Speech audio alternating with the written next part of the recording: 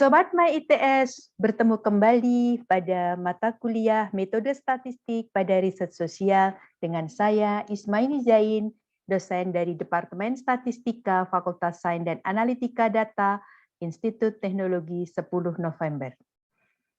Assalamualaikum warahmatullahi wabarakatuh. Salam sejahtera dan salam sehat selalu. Apa kabar?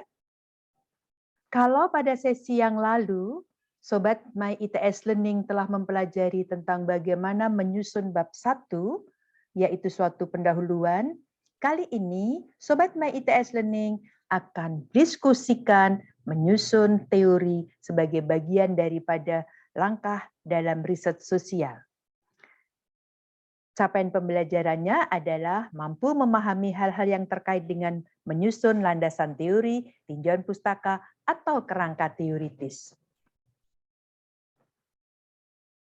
Sobat MyITS Learning, tinjauan pustaka seringkali juga disebut sebagai teori, disebut sebagai landasan teori, atau juga kerangka teoritis.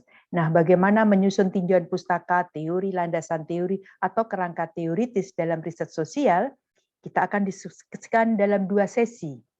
Nah, nama daripada bab ini seringkali harus mengikuti apa yang sudah menjadi kebiasaan di Sobat MyITS Learning. Jadi setiap bidang kadang-kadang mempunyai konsep yang berbeda-beda. Nah, kita review proses penelitian secara umum seperti kemarin.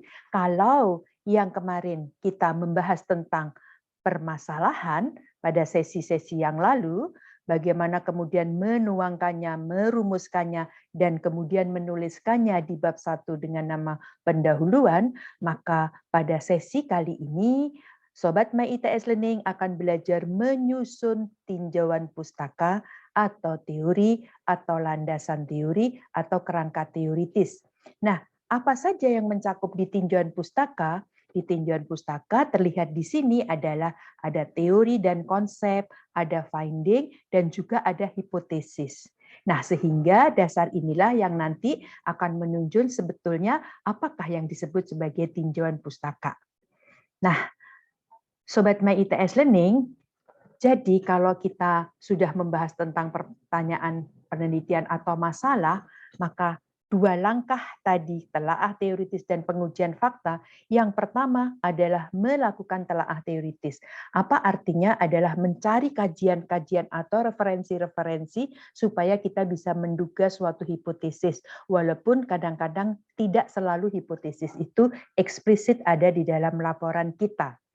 Nah, apa sebetulnya yang disebut teori, Sobat MyITS Learning? Jadi, mengacu pada Kerlinger 1986, perhatikan nanti pada saat bab 2 ini akan banyak sekali cara-cara kita melakukan referensi. Dan pada bab 2 atau di bab tinjauan pustaka ini adalah bagian terbanyak daripada kita mencari sitasi, mencari referensi.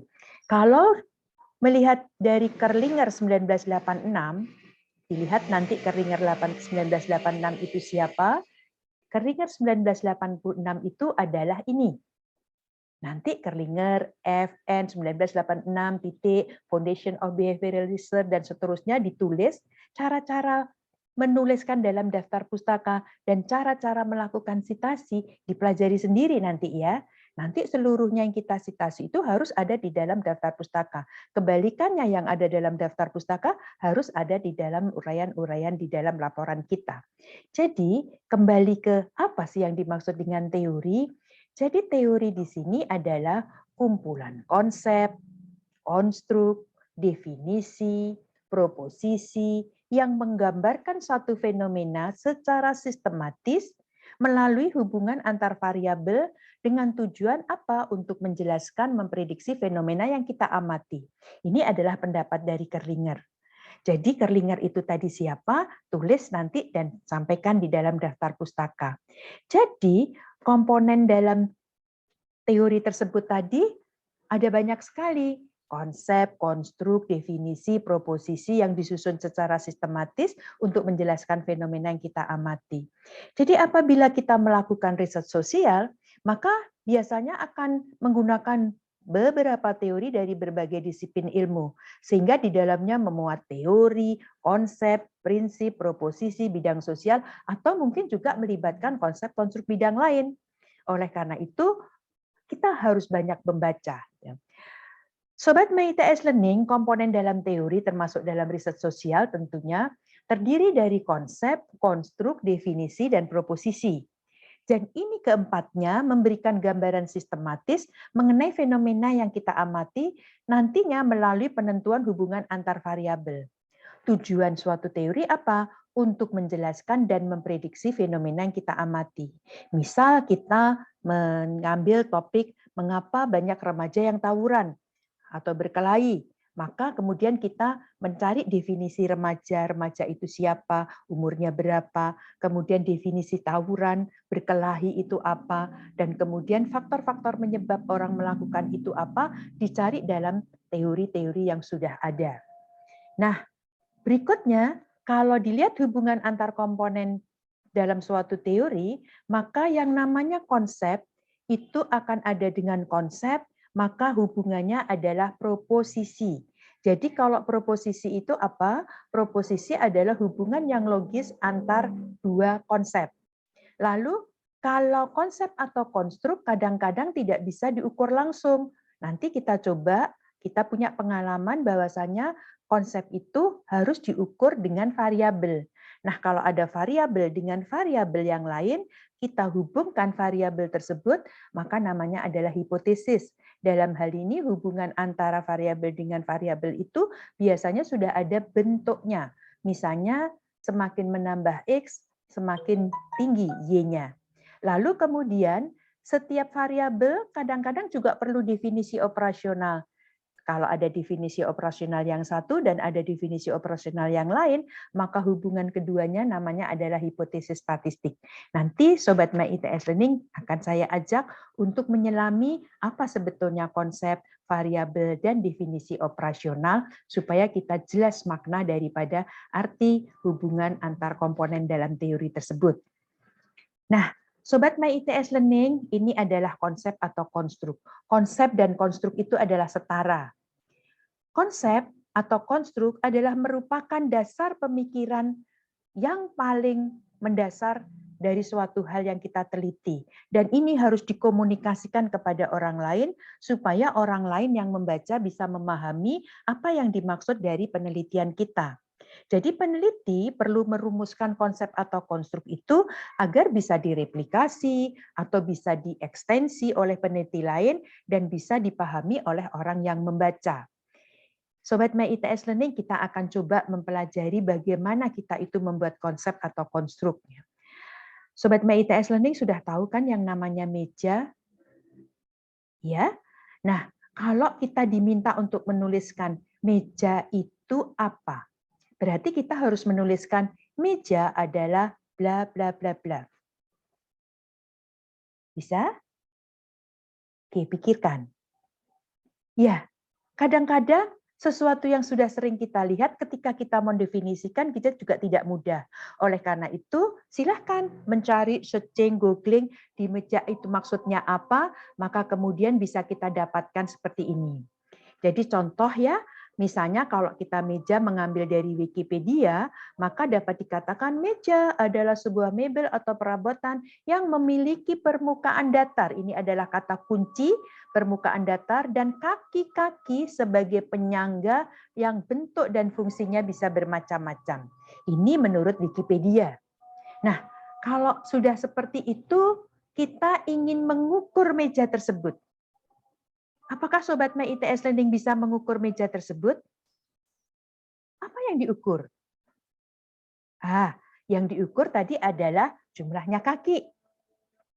Permukaannya. Iya, jadi Sobat MITS Learning, konsep itu tidak selalu langsung bisa diukur. Kalau kita lihat, mengukur meja, apakah meja itu bisa diukur? Maka sebetulnya yang kita ukur itu adalah tingginya meja, atau beratnya meja, atau warnanya meja, atau bentuk permukaannya meja, atau jumlah kaki meja. Nah, tinggi meja, berat meja, warna meja, bentuk permukaan meja, dan lain-lain dinamakan sebagai variabel. Dan variabel ini merupakan breakdown dari konsep karena konsepnya tadi belum tentu bisa diukur. Sudah paham Sobat My ITS Learning? Kita coba yang lain. Yang kedua adalah apa yang saudara ketahui tentang pendidikan. Maka seperti tadi kita tuliskan pendidikannya itu apa. Kita boleh merefer dari Wikipedia, pendidikan adalah bla bla bla bla bla bla. Ya, seperti ini. Nah, tapi apakah hanya dari Wikipedia saja? Kenapa harus dari Wikipedia saja? Padahal sebetulnya banyak definisi pendidikan yang lain. Misalnya Undang-Undang Sisdiknas nomor 20 tahun 2003 juga ada pendidikan apa? Seperti ini. Juga menurut Ki Hajar Dewantoro, Bapak Pendidikan Nasional Indonesia sejak lama mendefinisikan tentang pendidikan itu apa. Seperti ini. Lalu, apakah cukup? Apakah tidak ada lagi? Sebetulnya sangat banyak sekali. Ini beberapa yang saya search dari internet, mendapatkan berbagai dari mulai tahun 1978 sampai dengan tahun 1995. Tapi banyaknya definisi pendidikan belum tentu sama dengan apa yang akan kita angkat di dalam penelitian kita. Oleh karena itu, kita harus memilih. Sebetulnya saya cocok dengan definisi pendidikan yang mana. Jadi misalnya, katakanlah yang cocok adalah seperti ini. Kita tuliskan ulang, secara umum pendidikan didefinisikan sebagai usaha sadar yang dilakukan oleh keluarga, masyarakat, dan pemerintah melalui kegiatan bimbingan, pengajaran, atau latihan yang berlangsung di sekolah dan luar sekolah sepanjang hayat untuk mempersiapkan peserta didik agar dapat memainkan peranannya dalam berbagai lingkungan secara tepat di masa yang akan datang. Nah, kalau kita mendefinisikan yang seperti ini karena merangkum dari berbagai sumber yang ada tadi, bagaimana cara mengukur pendidikannya? Sobat My ITS Learning kalau ditanyakan, bagaimana pendidikanmu atau apa pendidikanmu? Ya, ada yang menjawab SMA, ada yang menjawab perguruan tinggi, ada yang menjawab baru semester sekian. Itu adalah karena kita itu belum jelas pendidikan apa yang dimaksud. Oleh karena itu, di dalam pertanyaan tentu saja harus dijelaskan mengukur pendidikan itu apa. Bisa saja dari tingkat pendidikan, bisa dari jenis pendidikan tadi, misalnya SD, SMP, SMA, bisa saja lama tahun pendidikan. Maka kalau yang lulus SMA 12 tahun, kalau sekarang merasa sudah semester 4, semester 6 lebih tinggi, karena sudah menjalani beberapa tahun di perguruan tinggi. Jadi, di sini adalah dibutuhkan variabel yang untuk mengukur pendidikan. Namun seringkali seperti tadi, variabel tingkat pendidikan dan seterusnya seringkali menimbulkan perbedaan persepsi. Oleh karena itu perlu ada definisi operasional. Apa maksudnya? Misalnya tingkat pendidikan adalah jenjang pendidikan formal terakhir. Sehingga ketika seseorang diberi pertanyaan, jawabannya adalah sama, yaitu pendidikan formal terakhir. Walaupun sudah duduk di semester 4, walaupun sudah di semester 8, kalau belum lulus, maka pendidikannya adalah masih level SMA. Nah, jadi mengukur tingkat pendidikan tadi itu, pendidikannya adalah konsep, lalu diturunkan menjadi tingkat pendidikan adalah variabel, lalu tingkat pendidikan itu perlu definisi operasional, yaitu pendidikan formal terakhir. Bagaimana Sobat My ITS Learning? Apakah cukup jelas? Kita coba sekali lagi. Baik, kita coba sekali lagi, tapi sekarang kita memahami tentang kepuasan. Seperti tadi kita cari definisi kepuasan. Oke, yang paling mudah Wikipedia, seperti ini. Bisa juga dari Kotler dan Keller, tahun 2009, menyatakan seperti ini. Karena yang kepuasan di sini adalah kepuasan terhadap produk. Kalau kepuasan kita terhadap kuliah, kepuasan terhadap pelayanan tentu saja akan berbeda dan itu nanti bisa dimodifikasi. Tapi kalau kita lihat mengukur kepuasan tadi itu adalah suatu elemen yang penting. Jadi merasa puas atau tidak puas itu adalah sesuatu yang betul-betul harus kita teliti supaya nanti bagaimana tingkat pelayanan ataupun bagaimana tingkat kepuasan itu dapat diketahui. Karena kepuasan itu merupakan faktor yang penting dalam suatu kegiatan atau produk. Oleh karena itu, Sobat MyITS Learning, mengukur kepuasan itu tidak mudah. Jadi, kita harus mengukur kepuasan tersebut itu dengan sesuatu yang sifatnya nantinya dengan konstruk. Dengan konstruk, karena apa? Karena konstruk itu adalah sesuatu yang sifatnya tidak fisik, harus dirasakan, dan nanti akan dibahas pada sesi setelah ini. Nah, bagaimana teori dan proposisi? Jadi teori dan proposisi tadi dikatakan teori itu adalah kumpulan konsep, konstruk, definisi, asumsi, proposisi yang dihubungkan secara sistematis untuk menjelaskan fenomena yang kita amati. Jadi berarti teori itu isinya adalah serangkaian proposisi. Dan teori itu disusun menjadi sistematis antara konsep konstruk atau hubungan antar konsep konstruk disebut sebagai proposisi supaya orang lain itu mudah mendapatkan penjelasan mengapa fenomena itu terjadi. Seperti apa Sobat MyITS Learning? Jadi proposisi tadi adalah hubungan antara dua konsep yang logis, dan kemudian hubungan tersebut itu harus ada relasitasnya, dan kemudian disusun. Kalau dia lebih kompleks, maka dalam teori atau tinjauan pustaka tersebut pasti akan banyak beberapa proposisi. Contohnya seperti apa? Contohnya misalnya secara simpel saya akan mencoba misal mengangkat masalah penelitian apakah faktor penyebab pasangan suami istri berpartisipasi dalam keluarga berencana. Nanti di sini ada satu konsep yaitu partisipasi sebagai variabel yang menjadi respon atau fokus dari penelitian ini. Lalu menurut referensi, konsep-konsep yang lain yang terkait dengan perilaku dicari, searching, googling, tarik, baca di textbook, ternyata ada niat sebagai konsep 2. Persepsi tentang manfaat KB sebagai konsep ketiga, status sosial ekonomi sebagai konsep keempat, keyakinan sebagai konsep kelima. Lalu susunlah proposisi, cari dalam berbagai teorinya, dan kemudian tuliskan. Jadi bisa dilihat di sini contohnya proposisi 1 misalnya menghubungkan perilaku dengan niat. Oh, bahwasanya perilaku itu dipengaruhi oleh niat. Lalu proposisi kedua, niat itu dipengaruhi oleh keyakinan. Lalu proposisi yang ketiga, bahwasanya partisipasi KB itu berhubungan dengan persepsi tentang manfaat. Dan kemudian proposisi keempat itu adalah tentang bagaimana partisipasi itu terkait dengan status sosial ekonomi rumah tangga bersangkutan. Nah, secara ringkas konsep meja atau konsep pendidikan itu bisa divisualisasikan, namun tadi konsep kepuasan tidak bisa terlihat secara fisik. Jadi meja dan pendidikan adalah konsep, kepuasan adalah konstruk. Konstruk adalah konsep yang masih abstrak, untuk mengukur variabel yang berasal dari konstruk perlu instrumen. Nanti akan kita bicarakan di kuesioner ya.